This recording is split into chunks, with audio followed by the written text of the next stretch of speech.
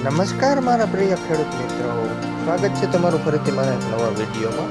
આજના ટોપિકમાં આપણે વાત કરશું ફેબ્રુઆરી મહિનામાં કયા શાકભાજીનું વાવેતર કરીને આપણે 1 વીઘામાંથી લાખોની આવક મેળવી શકીએ એના વિશે.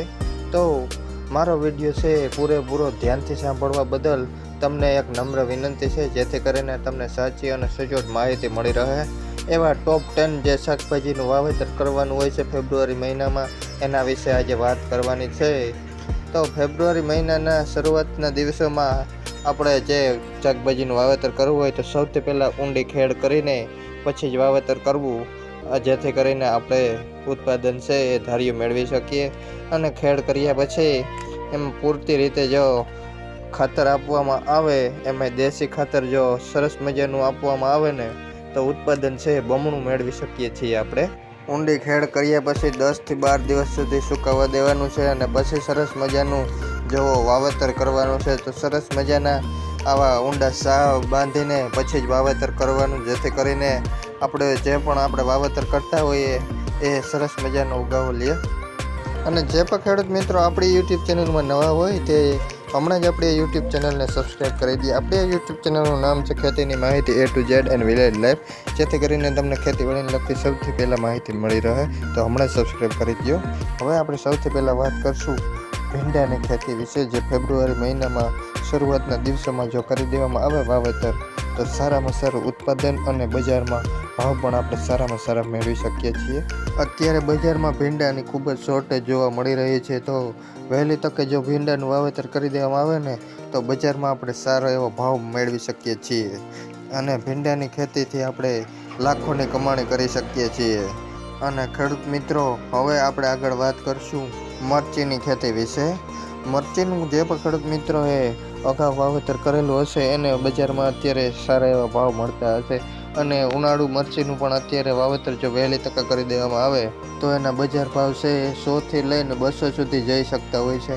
અને વધુ પડતી ડિમાન્ડ જો માર્કેટમાં જોવા મળતી હોય તો એના 25 રૂપિયા કિલો પણ થઈ જાય છે બજારે. એટલે મરચીની ખેતીમાંથી પણ આપણે જો વહેલી તકે વાવેતર કરી દેવામાં આવીએ ને તો વીઘે 1.5 થી 2 લાખની આવક મેળવી શકીએ છીએ. અને હવે આપણે આગળ વાત કરશું ગુવારની ખેતી વિશે.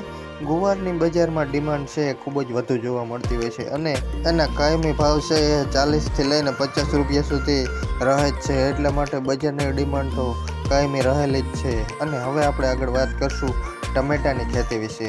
તો અત્યારે ખેડૂત મિત્રો કહેતા હશે કે અત્યારે તો ટમેટા છે એ 2 થી 10 રૂપિયા સુધીનો કિલો ભાવ છે, પણ હવે જો એનું પાછતરું વાવેતર ફેબ્રુઆરી મહિનામાં કરવામાં આવે ને તો પછી એના ભાવ છે એ 100 રૂપિયા સુધી કિલો જવાની શક્યતા રહેલી છે. પછી તો આમાં બજાર ઉપર આધાર રાખે. અને ટમેટામાં 10 રૂપિયા જો ભાવ આવે ને તો પણ આપણે સારો એવો નફો મળી રહે છે, પણ ટમેટાનું ઉત્પાદન ધાર્યું આપણે આવી શકે એટલા માટે એમાં ફાયદો ખૂબ જ રહે છે. અને હવે આપણે આગળ વાત કરશું શિમલા મરચી વિશે. એની ડિમાન્ડ તો બજારમાં ખૂબ જ વધુ જોવા મળતી હોય છે, તો એનું પણ અત્યારે વાવેતર કરવાનો સારામાં સારો સમય છે. અને એ પછી આપણે વાત કરશું ગલકાની ખેતી વિશે. તો ગલકાનું પણ અત્યારે જો ફેબ્રુઆરી મહિનામાં વાવેતર કરી દેવામાં આવે ને તો એના પણ આપણે બજારમાં ભાવ સારા એવા મળી રહે અને ઉત્પાદન પણ આપણે ધાર્યું મળે છે. આમાંથી ગલકાની આપણે 2 વેરાયટી આવતી હોય છે અને એના તુરિયા પણ આવતા હોય છે, એનું પણ આપણે વાવેતર કરીએ છીએ. ગલકાની વાવેતર કરતા હોય ને તો બિયારણની પસંદગી છે સારામાં સારી કંપનીનું બિયારણ લઈને જ પસંદગી કરીને પછી જ વાવેતર કરવાનું. અને તુરિયાનું પણ આપણે ફેબ્રુઆરી મહિનામાં વાવેતર કરવું હોય તો એ પણ કરી શકીએ છીએ. એમાં અમુક વ્યક્તિને તુરિયા પસંદ વધુ આવતા હોય તો અમુકને ગલકા વધુ પસંદ આવતા હોય છે. અને હવે આપણે આગળ વાત કરશું દૂધીની ખેતી વિશે. એનું વાવેતર અત્યારે ફેબ્રુઆરી મહિનામાં કરવાનું હોય છે. અને એ પછી આપણે વાવેતર જે કરવાનું હોય છે ફેબ્રુઆરીમાં એ છે આપણે કારેલાનું વાવેતર. એ પણ ફેબ્રુઆરી મહિનામાં જો શરૂઆતના દિવસોમાં કરી દેવામાં આવે ને તો એના પણ બજારમાં ભાવ આપણે સારા એવા મળતા હોય છે અને એનું ઉત્પાદન પણ આપણે ધાર્યું મેળવી શકીએ છીએ. અને કારેલા ખાવાથી આપણે ઘણા બધા ફાયદા થાય છે અને એમાં ખર્ચ પણ ખોટા આવતા નથી. એટલા માટે આપણે નફો પણ સારો એવો મળી રહે અને ખોટા ખર્ચ દવાના કે આવતા નથી. અને ઉત્પાદન પણ આપણે એમાંથી વહેલા પદ્ધતિથી જો વાવેતર કરીએ ને તો ઉત્પાદન પણ આપણે સારું એવું મળી રહે છે. અને આનો અત્યારે સમય છે બેસ્ટમાં બેસ્ટ સમય છે. અને હવે આપણે આગળ વાત કરશું ચીભડાની ખેતી અથવા કાકડીની પણ ખેતી કરી શકીએ છીએ। ફેબ્રુઆરી મહિનામાં સરસ મજાની ઊંડી ખેડ કરી અને મલ્ચિંગ પદ્ધતિથી જો કાકડીનું વાવેતર કરવામાં આવે ને તો એમાં પણ આપણે ઝાઝો એવો નફો મળે છે। અને એમાં મલ્ચિંગ પદ્ધતિથી એક બાજુ આપણે કાકડીનું વાવેતર અને બાજુમાં જે જગ્યા હોય છે ત્યાં આપણે ડુંગળીનું પણ સાથે વાવેતર કરી શકીએ છીએ, જેથી કરીને એક પાકમાં ડબલ આવક મેળવી શકીએ છીએ। ચીભડાની અને કાકડીની ડિમાન્ડ છે એ ખૂબ જ સારી એવી જોવા મળતી હોય છે અને દરેકને પ્રિય વસ્તુ હોય ને તો એ કાકડી છે, એનું આપણે કાચું સલાડ બનાવીને પણ ખાતા હોઈએ છીએ અને ચીભડા પણ આપણે વધુને વધુ ખાતા હોય છે અને સેહત માટે પણ એ ખૂબ જ ફાયદાકારક છે। અને સારી કંપનીનું બિયારણ લઈ અને અત્યારે ફેબ્રુઆરી મહિનામાં જો વાવેતર કરવામાં આવે ને તો બજારમાં આનો ભાવ પણ આપણે સારો એવો મળી રહે અને ખોટા અન્ય કોઈ ખર્ચ પણ દવાના નથી આવતા, તેમજ એમાં ઉત્પાદન પણ આપણે વધુને વધુ મળે છે જો કાળજીપૂર્વક જો એને ખાતર અને દવા અને સમયસર મળી રહે એટલે આપણે ઉત્પાદન છે એ 1 વીઘામાંથી લાખોની આવક કરી શકે છે અને બજારમાં ભાવ પણ એના કાયમી માટે સારા જ રહેતા હોય છે।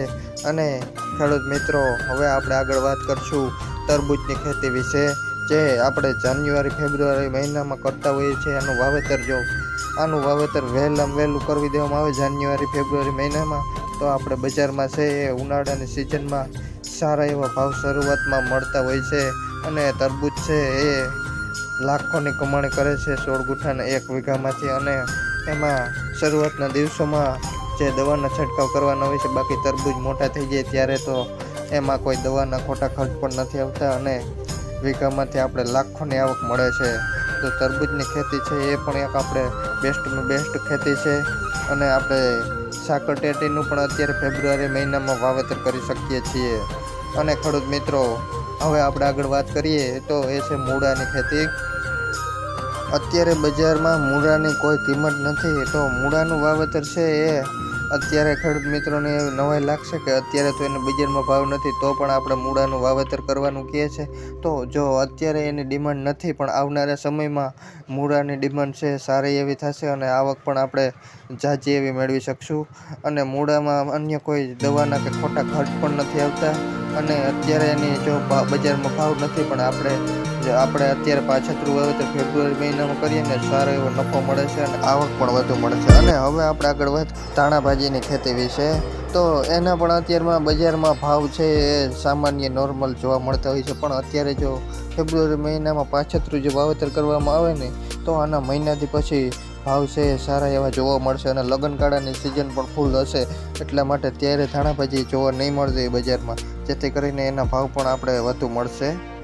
જો અત્યારે ધાણાભાજીનું વાવેતર કરી દેવામાં આવે ને 25-30 દિવસે પછી એનો ભાવ છે એ પણ સારામાં સારો થઈ જશે અને આપણે ઉત્પાદન પણ ધાર્યું મેળવી શકીએ છીએ અને વધુને વધુ આપણે એમાંથી લાભ મેળવી શકીએ છીએ। અને ખેડૂત મિત્રો, આપણે આ માહિતી આપીએ કેવી લાગી કોમેન્ટમાં જરૂર જણાવશો અને અન્ય ખેડૂત મિત્રોને પણ મોકલજો, જેથી કરીને એને પણ ફેબ્રુઆરી મહિનામાં જે શાકભાજીનું વાવેતર કરવું હોય તો એ પણ કરે અને વધુને વધુ આવક મેળવે। અને જે પણ ખેડૂત મિત્રો આપણી યુટ્યુબ ચેનલમાં નવા હોય તે હમણાં જ સબસ્ક્રાઈબ કરે। આપણી યુટ્યુબ ચેનલનું નામ છે ખેતીની માહિતી A to Z and village life. Video સાંભળ્યા બદલ આભાર।